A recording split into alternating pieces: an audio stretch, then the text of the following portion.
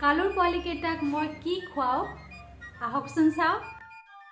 পোৱালিকেইটাৰ বয়স 1.5 মাহমান হৈছে আৰু সেইকাৰণে মই সিহঁতক এতিয়া ভাত দিয়া আৰম্ভ কৰিছোঁ। ৰাতিপুৱাতে মই ভাতৰ লগত এটা কণী ভাঙি কিনে বইল কৰি লৈছিলোঁ আৰু ইয়াতে দি লৈছোঁ কেইখনমান মেৰিগ'ল্ড বিস্কিট। একচুৱেলি তাহাঁতে মেৰিগ'ল্ডৰ সোৱাদ ভাল নাপায়, সেইকাৰণে মই অকণমান মিঠা লাগিবলৈ লগত 2খন গুড ডে বিস্কিটো দি দিছোঁ আৰু ইয়াতে দি দিছোঁ অকণমান গাখীৰ, একদম গোটা গাখীৰ। আৰু এতিয়া এইখিনি মই একদম ধুনীয়াকৈ মঠি সানি ল'ম। ভাতখিনি সনা হোৱাৰ পাছত ইয়াতে মই পানী অকণমান মিক্স কৰিম যাতে পাতলীয়া হয়, সিহঁতে খাই ভাল পায় আৰু পেটটোও ভৰি থাকে। আমাৰ হেল্ডি ব্ৰেকফাষ্ট একদম ৰেডি।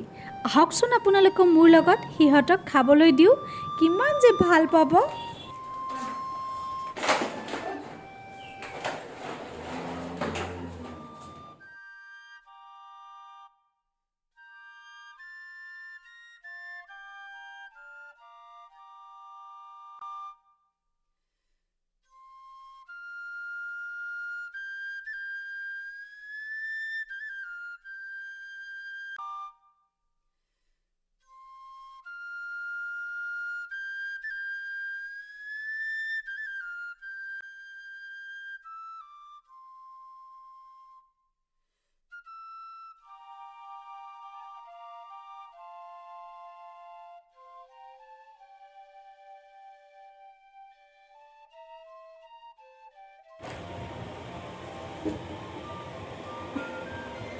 আজি গুড মৰ্ণিং দিবলৈ পাহৰি গৈছিলোঁ আপোনালোকক।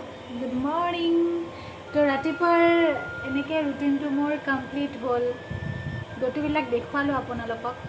আৰু ঘৰটো ডিচিপ্লিন কৰি ৰাখিবলৈ খুবেই ভাল পাওঁ মই। ডাষ্টিং ময়ে কৰোঁ।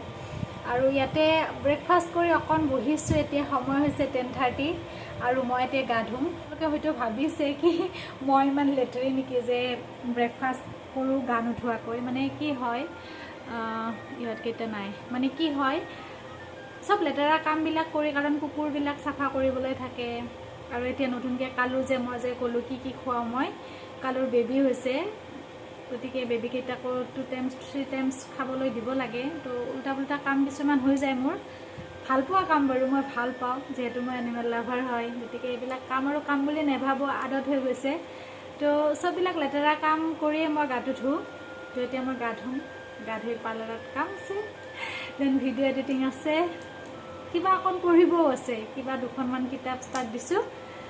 তো আশা ৰাখিছোঁ আপোনালোকে ভিডিঅ'টো চাই ভাল পাইছে, আৰু যদিহে ভাল পাইছে তেনেহ'লে চেনেলটো ছাবস্ক্ৰাইব কৰিব, লাইক কৰিব, একদম হিয়া উজাৰি। তো আকৌ এটি নতুন ভিডিঅ'ত আপোনালোকক লগ পোৱাৰ প্ৰতিশ্ৰুতিৰে আজিলৈ বিদায় লৈছোঁ।